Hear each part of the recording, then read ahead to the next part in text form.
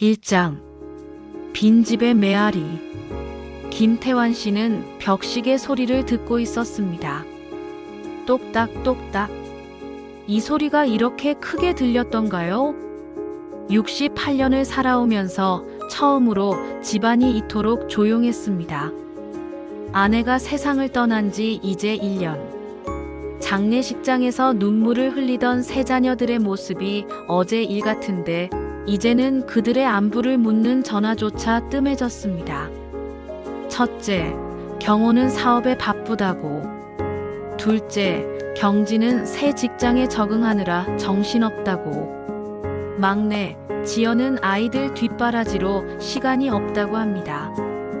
태환 씨는 거실 소파에 앉아 아내가 정성껏 기른 화분들을 바라봤습니다. 물을 주지 않은 지 며칠 되었는지 잎사귀들이 시들어가고 있었습니다. 마치 자신의 마음 같았습니다. 여보, 내가 뭘 잘못한 걸까요? 혼잣말이 공허하게 울렸습니다. 평생을 성실히 살았습니다. 새벽 5시에 일어나 밤늦게 돌아오는 생활을 40년 가까이 반복했습니다. 자식들이 원하는 것은 무엇이든 해주려 노력했습니다. 좋은 대학, 좋은 직장, 결혼 자금, 내 집 마련. 그런데 왜 이렇게 외로운 걸까요? 휴대폰이 울렸습니다.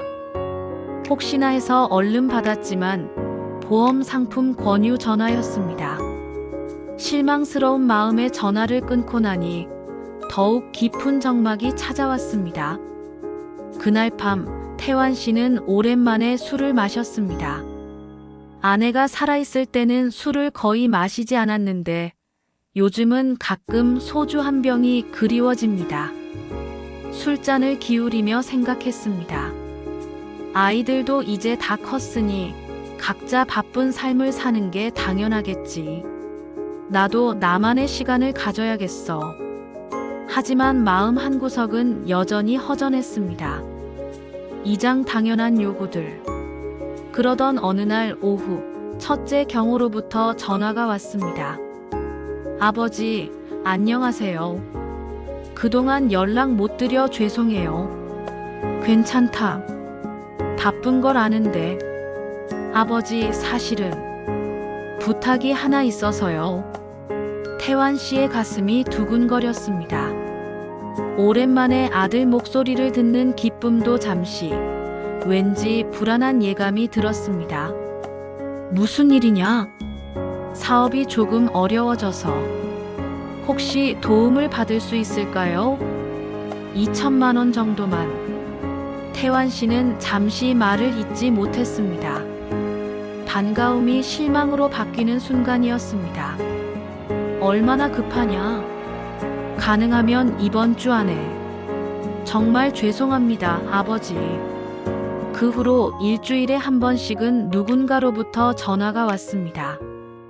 둘째 경진이는 전세금이 부족하다며 3천만 원을 요청했고, 막내 지연이는 아이들 교육비와 학원비로 매달 일정 금액의 지원이 필요하다고 했습니다. 처음에는 내가 도울 수 있어서 다행이다라고 생각했습니다. 자식들이 어려울 때 부모가 도와주는 것은 당연한 일 아닌가요? 평생 모은 돈이지만 언젠가는 아이들에게 물려줄 것이니 미리 주는 셈이라고 스스로를 위로했습니다. 하지만 시간이 지날수록 패턴이 보였습니다. 안부 인사 없이 곧바로 돈 이야기가 나오고 돈을 보내주면 고맙다는 인사 한 번 없이 전화가 끊어졌습니다. 마치 ATM기를 대하는 것 같았습니다. 어느 날 태환 씨는 용기를 내어 경호에게 물어봤습니다. 얘야, 가끔은 그냥 안부차 전화하면 안 되겠니? 아버지, 저도 바쁜 게 많아서. 괜찮으시죠? 건강하시고. 그 짧은 대답에 태환 씨의 가슴 한편이 시렸습니다. 언제부턴가 자신은 아이들에게 필요할 때만 찾는 사람이 되어버렸습니다. 몇 달 후 지연이가 또 전화했습니다. 아버지, 승준이가 영어 학원을 다니고 싶어 해서. 월 80만 원 정도인데. 지연아, 지난달에도 교육비로 돈을 보내줬는데. 그건 수학이고 이건 영어예요. 요즘 영어 안 하면 뒤처져요. 태환 씨는 한숨을 쉬었습니다. 언제부턴가 아이들의 요구는 점점 더 당당해졌고 자신의 거절은 점점 더 어려워졌습니다. 알겠다, 내일 보내줄게. 감사해요, 아버지. 전화를 끊고 나니 통장 잔고가 걱정되기 시작했습니다. 하지만 손자들을 생각하니 마음이 약해졌습니다. 그 아이들이 친구들보다 뒤처지면 안 되겠다는 생각이 들었으니까요. 이런 일이 반복되면서 어느새 태환 씨에게는 새로운 일상이 생겼습니다. 자식들의 전화를 기다리되 그 전화가 무엇을 의미하는지 이미 알고 있는 일상. 기쁨과 실망이 동시에 오는 그런 전화들. 삼장 바닥난 잔고와 빈 병실. 그렇게 2년이 흘렀습니다. 태환 씨의 통장 잔고는 위험할 정도로 줄어들었습니다. 평생 모은 적금을 해지하고 보험까지 해약하며 아이들을 도왔지만 요청은 끝이 없었습니다. 어느 더운 여름날이었습니다. 태환 씨는 장을 보러 나갔다가 갑자기 어지러움을 느꼈습니다. 앞이 캄캄해지더니 그대로 쓰러졌습니다. 다행히 지나가던 행인이 119를 불러 병원으로 옮겨졌습니다. 의사는 과로와 스트레스로 인한 일시적 실신이라고 했습니다. 보호자는 어디 계십니까? 간호사의 질문에 태환 씨는 머뭇거렸습니다. 아이들에게 연락해야겠지만 이런 일로 바쁜 그들을 귀찮게 해도 될까 싶었습니다. 연락처를 알려주시면 저희가 연락드리겠습니다. 결국 세 아이 모두에게 연락이 갔습니다. 하지만 첫째 경호는 중요한 회의가 있다며 저녁에 오겠다고 했고, 둘째 경진이는 출장 중이라 내일 아침에나 올 수 있다고 했습니다. 막내 지연이는 아이들을 맡길 곳이 없어 당장 오기 어렵다고 했습니다. 태환 씨는 하얗고 차가운 병실에서 홀로 시간을 보냈습니다. 천장을 바라보며 생각했습니다. 내가 정말 이렇게 외로운 사람이었나? 옆 침대 환자에게는 가족들이 번갈아 가며 찾아왔습니다. 딸이 과일을 깎아주고 아들이 병원비를 내고 며느리가 세수를 도와줬습니다. 그 광경을 보면서 태환 씨의 가슴 한편이 아려왔습니다. 저녁 9시가 되어서야 경호가 왔습니다. 아버지, 괜찮으세요? 회의가 늦게 끝나서. 괜찮다. 큰일은 아니란다. 다행이네요. 그런데 입원비는 얼마나 나올까요? 태환 씨는 씁쓸한 웃음을 지었습니다. 건강을 걱정하는 말보다 돈 이야기가 먼저 나오는 아들을 보며 무엇인가 깨달았습니다. 병원비는 내가 알아서 할 테니 걱정하지 마라. 아, 그런 게 아니라 혹시 도움이 필요하시면 말씀하세요. 하지만 그 말이 진심인지 의문이 들었습니다. 이미 자신의 통장 잔고가 바닥을 드러내고 있다는 것을 아들은 모르고 있었으니까요. 그날 밤 태환 씨는 잠을 이루지 못했습니다. 병실 창문으로 보이는 별들을 바라보며 결심했습니다. 이제 그만하자. 더 이상 누구에게도 기대하지 말자. 사장 새로운 결심. 퇴원한 후 태환 씨는 통장 정리를 했습니다. 남은 돈은 1,000만 원 남짓. 월세와 생활비를 계산해 보니 조심스럽게 살아도 1년 정도밖에 버틸 수 없는 금액이었습니다. 그동안 자식들에게 준 돈을 계산해 봤습니다. 지난 2년간 총 8,000만 원. 평생 모은 돈의 대부분이었습니다. 하지만 후회는 없었습니다. 다만 이제는 방식을 바꿔야겠다고 생각했습니다. 태환 씨는 서랍에서 오래된 유언장을 꺼냈습니다.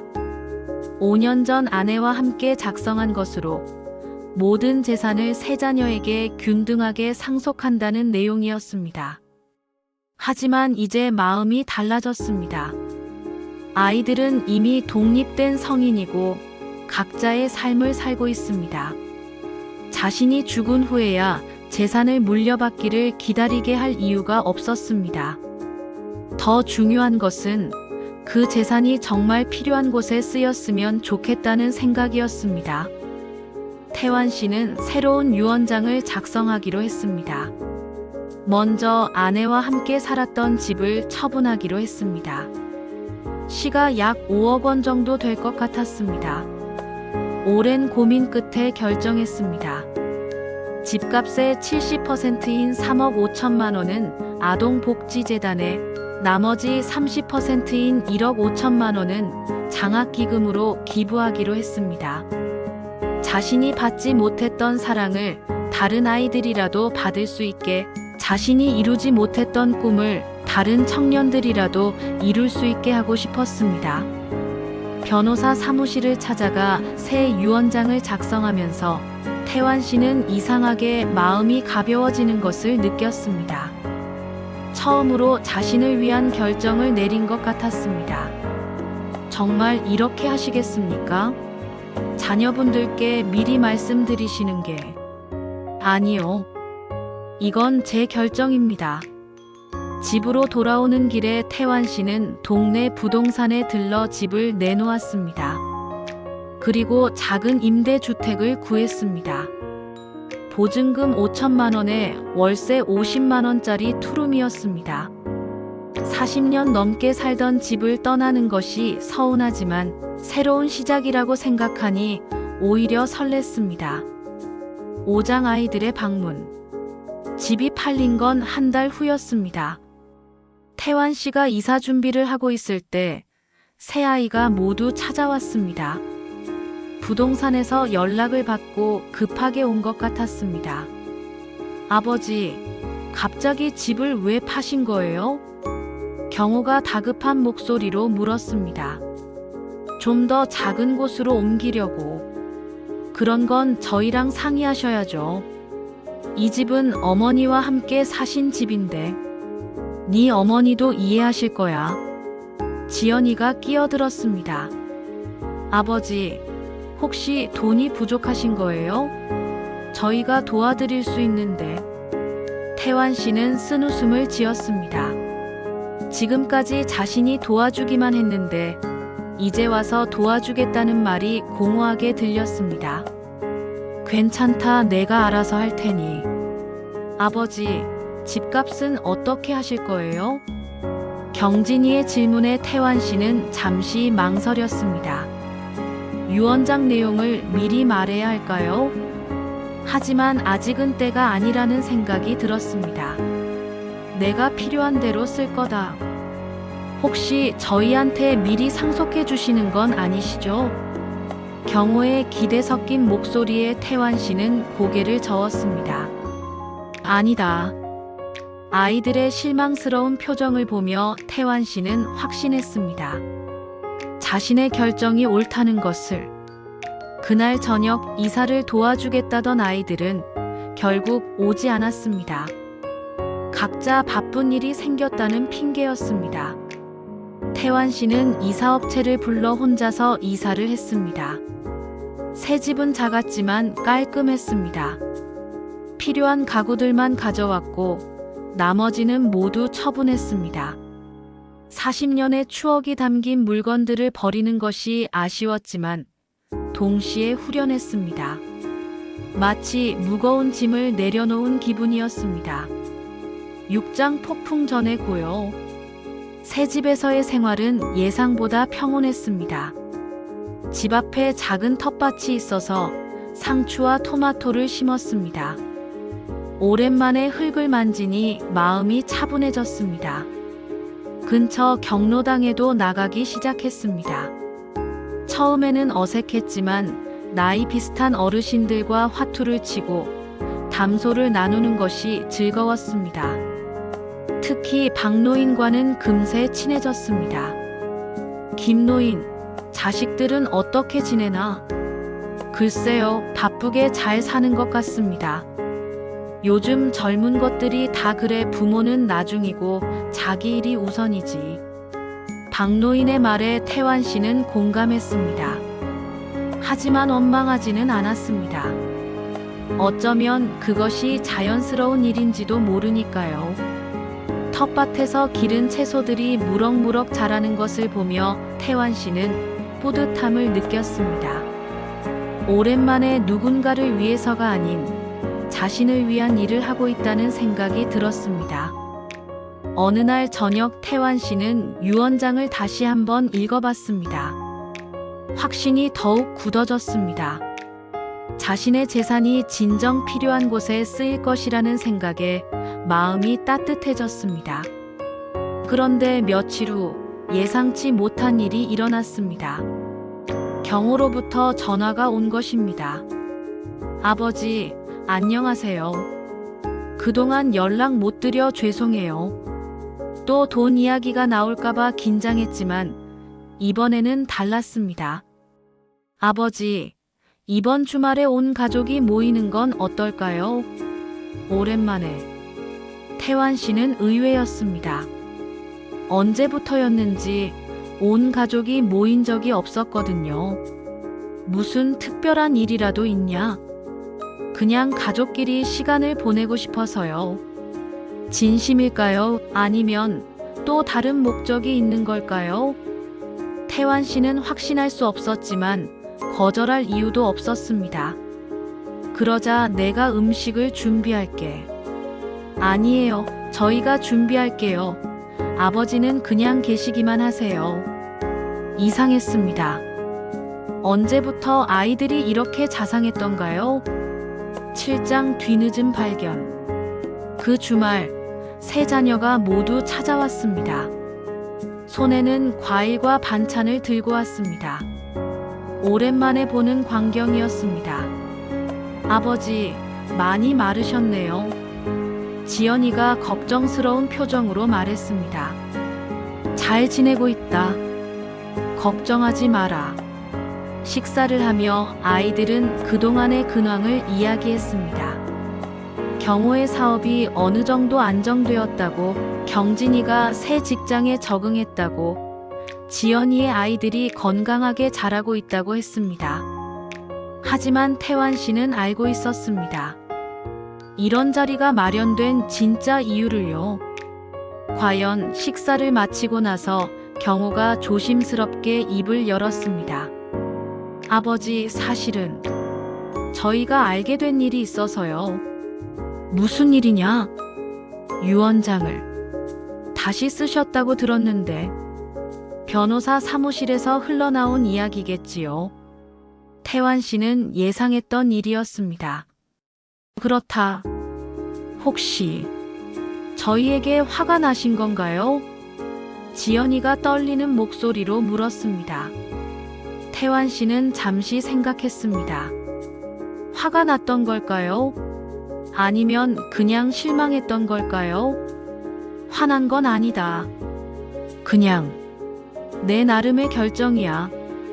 아버지, 저희가 뭘 잘못했는지 말씀해 주세요. 고치겠어요. 경진이의 간절한 목소리에 태환 씨의 마음이 흔들렸습니다. 하지만 이미 늦었습니다. 너희가 잘못한 건 아니야. 다만 태환 씨는 말을 멈췄습니다. 그동안 쌓인 서운함을 어떻게 설명할 수 있을까요? 다만 뭐예요, 아버지? 너희들은 언제나 바빴다. 그리고 나는 언제나 기다렸지.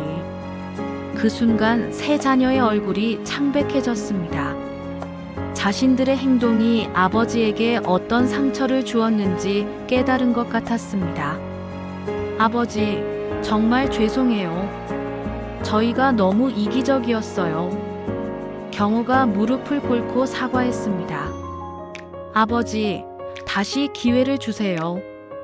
앞으로는 달라지겠어요. 지연이도 눈물을 흘리며 매달렸습니다. 태환 씨의 마음도 흔들렸습니다. 하지만 이미 내린 결심을 바꿀 생각은 없었습니다. 사랑은 필요할 때만 찾는 게 아니야. 나도 이제 나를 위해 살고 싶다. 팔짱 굳은 결심. 아이들은 며칠 동안 계속 찾아왔습니다. 때로는 사과하고 때로는 설득하려 했습니다. 하지만 태환 씨의 마음은 변하지 않았습니다. 아버지, 그 돈으로 편안하게 지내세요. 요양원이든 어디든 들어가시고요. 경진이의 제안에 태환 씨는 고개를 저었습니다. 내가 원하는 건 그게 아니다. 그럼 뭘 원하시는데요? 아무것도 원하지 않는다. 그냥 혼자 살고 싶다. 아이들은 이해할 수 없다는 표정이었습니다. 부모가 자식에게 재산을 물려주지 않겠다는 것을 받아들이기 어려웠겠지요. 아버지, 저희가 정말 잘못했어요. 용서해 주세요. 용서한다 하지만 결심은 바뀌지 않는다. 그 후로도 아이들의 설득은 계속되었습니다. 때로는 울기도 하고 때로는 화를 내기도 했습니다. 특히 경호는 법적으로 유언장에 이의를 제기할 수 있다고 위협하기도 했습니다. 하지만 태환 씨는 흔들리지 않았습니다. 오히려 아이들의 그런 반응을 보며 자신의 결정이 옳았다는 확신이 더욱 강해졌습니다.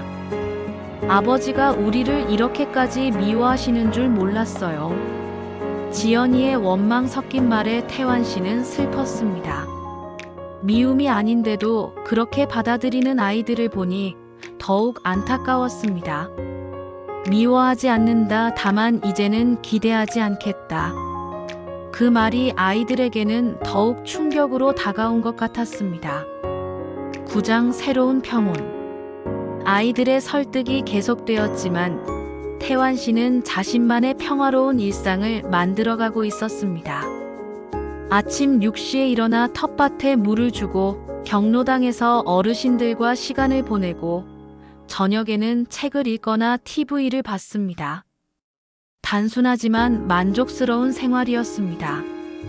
특히 텃밭에서 기른 채소를 이웃들과 나누는 일이 즐거웠습니다. 옆집 할머니는 태환 씨가 기른 상추를 무척 좋아하셨고 아래층 젊은 부부는 토마토를 받고 항상 고마워했습니다. 할아버지, 이 토마토 정말 맛있어요.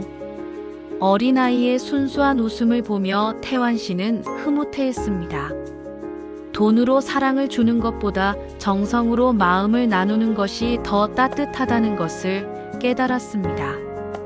어느 날 아동복지재단에서 연락이 왔습니다. 기부 의향을 정식으로 확인하고 싶다는 내용이었습니다. 재단을 방문한 태환 씨는 그곳에서 많은 아이들을 만났습니다. 부모 없이 자라는 아이들, 가난 때문에 꿈을 포기해야 하는 아이들. 그 아이들의 맑은 눈동자를 보며 태환 씨는 확신했습니다. 정말 이 아이들에게 도움이 될까요? 네, 할아버지 덕분에 많은 아이들이 새 희망을 갖게 될 거예요.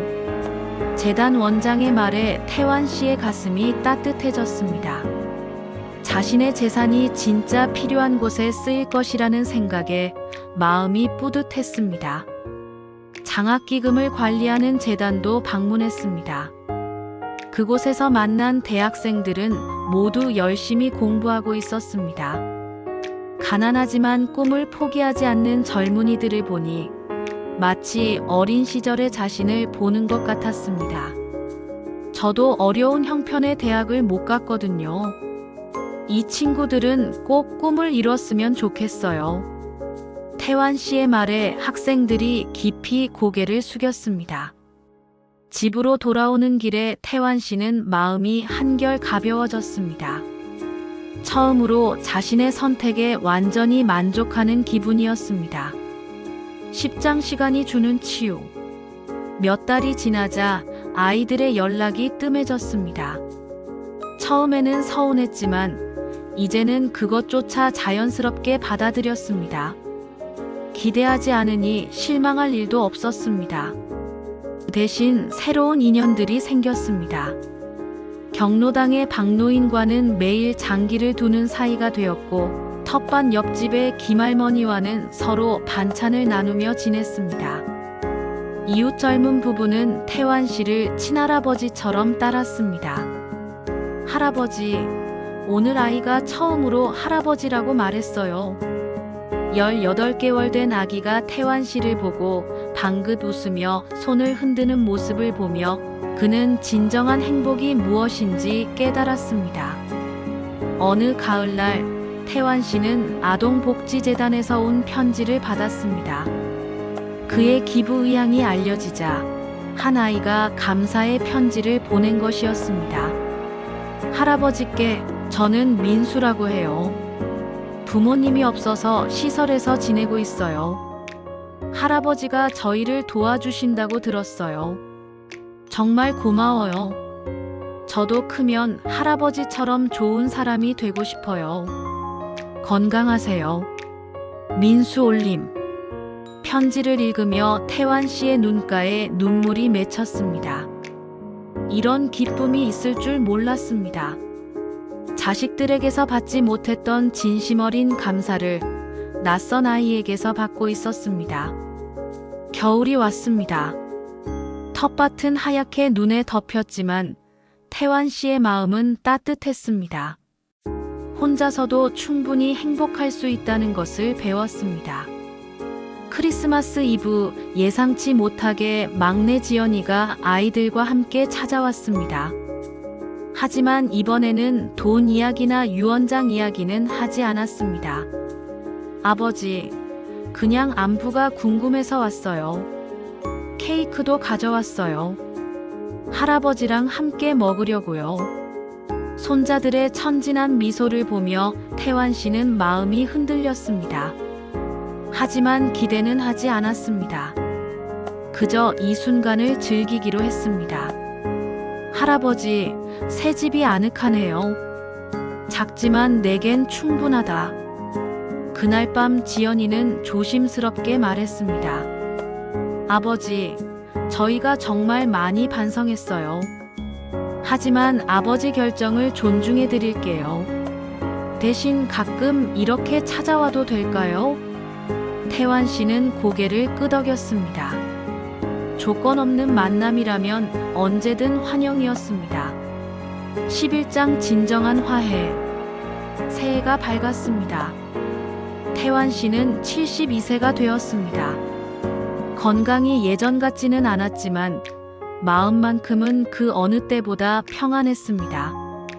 봄이 되자 다시 텃밭을 가꾸기 시작했습니다. 올해는 상추와 토마토뿐만 아니라 호박과 고추도 심어보기로 했습니다. 새로운 도전이 즐거웠습니다. 어느 날 첫째 경호가 혼자 찾아왔습니다. 오랜만이었습니다. 아버지, 안녕하세요. 그래, 잘 지내냐? 네. 아버지는 어떠세요? 이번에는 진심으로 안부를 묻는 것 같았습니다. 태환 씨는 마음이 따뜻해졌습니다. 잘 지내고 있다. 여기 생활이 나한테는 맞는 것 같구나. 다행이에요. 사실은 아버지께 사과하러 왔어요. 경호는 무릎을 꿇고 깊이 머리를 숙였습니다. 저희가 아버지를 정말 힘들게 해드렸죠. 돈만 요구하고 안부는 묻지도 않고 이기적이었어요. 태환 씨는 아들의 진심을 느낄 수 있었습니다. 일어나라, 이제 다 지난 일이다. 아버지, 유언장은 아버지 마음대로 하세요. 저희도 이제 독립된 어른이니까요. 대신 아버지가 건강하게 오래오래 사시는 게 더 중요해요. 그 말에 태환 씨의 눈시울이 붉어졌습니다. 이런 말을 듣고 싶었던 것 같습니다. 그 후로 아이들이 조금씩 달라졌습니다. 경진이는 일주일에 한 번씩 안부 전화를 했고, 지연이는 아이들과 함께 한 달에 2번 정도 놀러 왔습니다. 돈 이야기는 더 이상 나오지 않았습니다.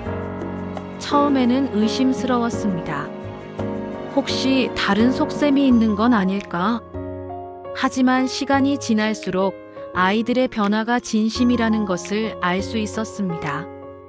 아버지, 오늘 제가 만든 김치 가져왔어요. 할아버지, 이건 제가 그린 그림이에요. 자연스러운 관심과 사랑을 받으니 마음이 따뜻했습니다.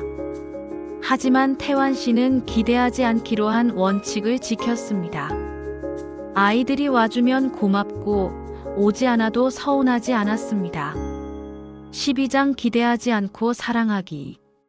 어느 여름 저녁 태환 씨는 텃밭에서 따온 토마토를 먹으며 생각했습니다. 지난 3년간 자신에게 일어난 변화에 대해서요. 예전에는 항상 누군가를 기다렸습니다. 아이들의 전화를, 안부를, 관심을. 하지만 이제는 기다리지 않았습니다. 대신 스스로 행복을 만들어가고 있었습니다. 아동복지재단에서는 정기적으로 소식을 전해왔습니다. 태환 씨의 기부금으로 새로운 시설이 만들어지고 아이들이 더 나은 환경에서 지낼 수 있게 되었다고 했습니다. 장학기금을 받은 학생 중 한 명은 의사가 되어 무료 진료를 하고 있다는 소식도 들려왔습니다. 내 돈이 이렇게 좋은 일에 쓰이다니. 태환 씨는 뿌듯했습니다. 자식들에게 물려주었다면 과연 이렇게 의미 있게 쓰였을까 의문이 들었습니다. 그런데 놀라운 일이 일어났습니다. 아이들이 태환 씨의 기부 소식을 듣고는 자신들도 기부를 시작한 것입니다. 아버지를 보니 정말 부끄러웠어요. 저도 어려운 아이들을 도와보려고요. 지연이가 매달 10만 원씩 기부하기로 했다고 말했을 때 태환 씨는 깜짝 놀랐습니다. 저도 장학금 후원을 시작했어요. 아버지처럼 큰 금액은 아니지만 경진이도 자신만의 방식으로 나눔을 실천하고 있었습니다. 가장 놀라운 것은 경호였습니다. 회사에서 사회공헌팀을 만들어 정기적으로 봉사활동을 하고 있다고 했습니다. 아버지가 보여주신 삶이 저희를 변화시켰어요. 아이들의 변화를 보며 태환 씨는 깨달았습니다. 진정한 교육은 말이 아니라 행동으로 하는 것이라는 것을요. 13장 늦은 깨달음. 가을이 다시 왔습니다. 태환 씨의 텃밭에는 풍성한 수확물들이 익어가고 있었습니다. 3년 전과는 달리 이제는 혼자가 아니었습니다. 아이들이 번갈아가며 찾아와 함께 농사일을 도왔습니다. 아버지, 이 고추 정말 맵네요. 할아버지가 기른 건 다 맛있어요. 손자들의 웃음소리가 텃밭에 울려 퍼졌습니다. 태환 씨는 이런 순간들이 소중했습니다. 돈으로 살 수 없는 진정한 행복이었습니다. 어느 날 저녁, 세 자녀가 모두 모였습니다. 특별한 일은 없었습니다. 그냥 아버지와 시간을 보내고 싶어서였습니다. 아버지, 그동안 정말 죄송했어요. 경호가 진심 어린 목소리로 말했습니다. 저희가 아버지를 ATM기처럼 대했죠. 필요할 때만 찾고. 이제 그만하자. 다 지난 일이다.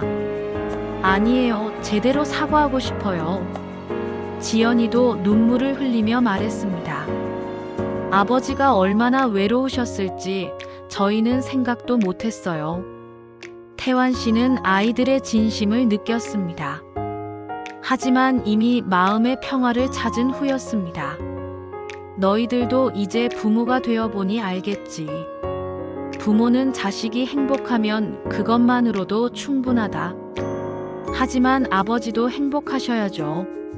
나는 지금 충분히 행복하다. 정말 그랬습니다. 기대하지 않으니 실망할 일도 없고 혼자서도 충분히 만족스러운 생활을 하고 있었습니다. 아버지, 유원장은 정말 바꿀 생각 없으세요? 경진이가 조심스럽게 물었습니다. 없다 하지만 걱정하지 마라. 너희들이 이렇게 달라진 것만으로도 충분히 보상받은 기분이다. 아이들은 더 이상 유언장에 대해 이의를 제기하지 않았습니다. 대신 태환 씨와 함께 보내는 시간을 소중히 여겼습니다. 14장 새로운 의미의 가족. 시간이 흘러 태환 씨는 75세가 되었습니다. 건강은 예전 같지 않았지만 정신은 맑았고 마음은 평온했습니다. 아동복지재단에서는 태환 씨의 이름을 딴 희망관이 완공되었다는 소식을 전해왔습니다.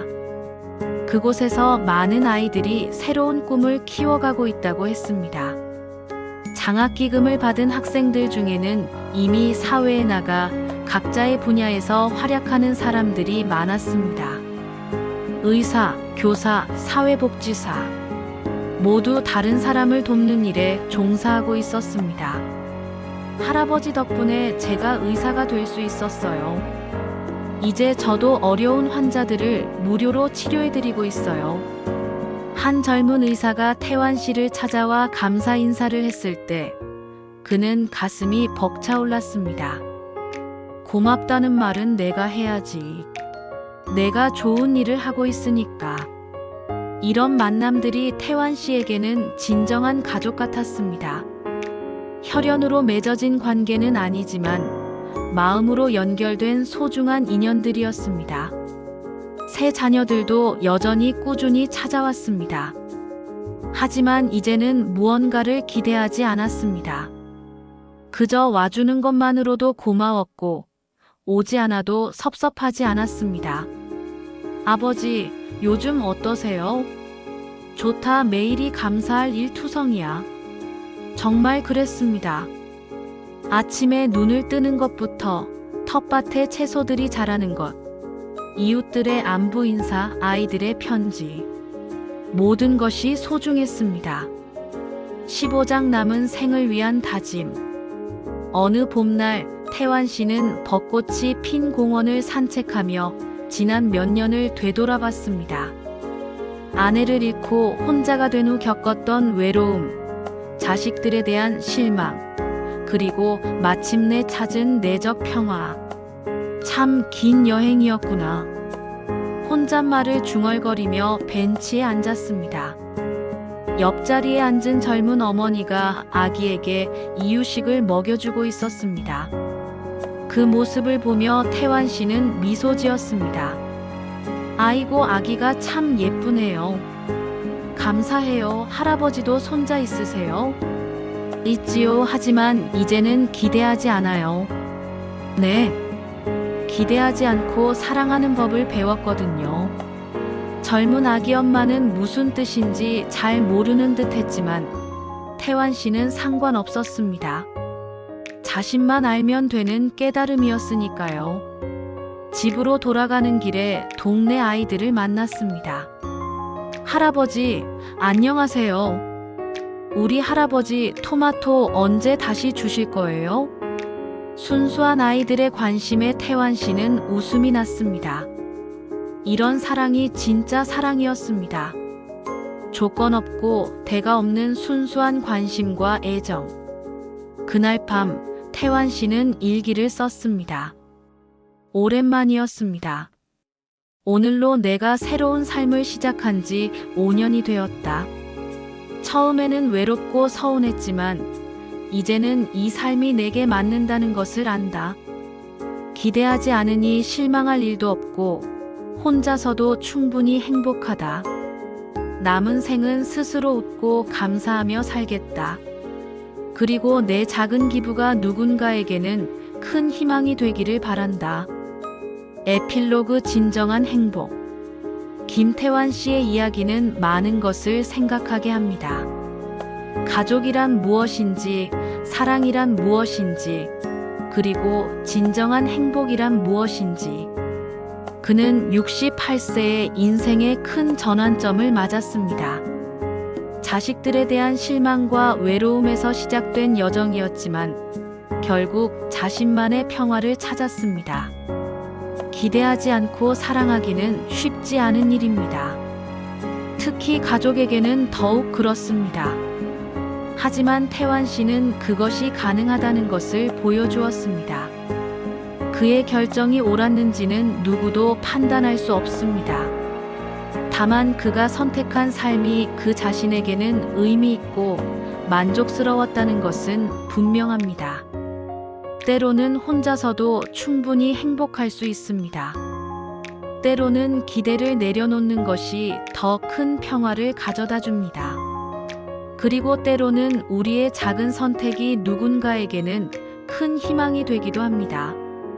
김태환 씨는 오늘도 자신의 작은 텃밭을 가꾸며 소박하지만 만족스러운 하루를 보내고 있을 것입니다. 더 이상 누군가의 전화를 기다리지 않으면서도 누군가의 안부에는 여전히 관심을 갖고 그의 이야기는 우리에게 묻습니다. 진정한 사랑은 무엇인지, 진정한 행복은 어디에서 찾을 수 있는지. 여러분은 어떻게 생각하시나요? 여러분의 인생 이막이 더 행복해지길 바라며 오늘도 건강하고 지혜로운 하루 인생 이막 실버 TV였습니다.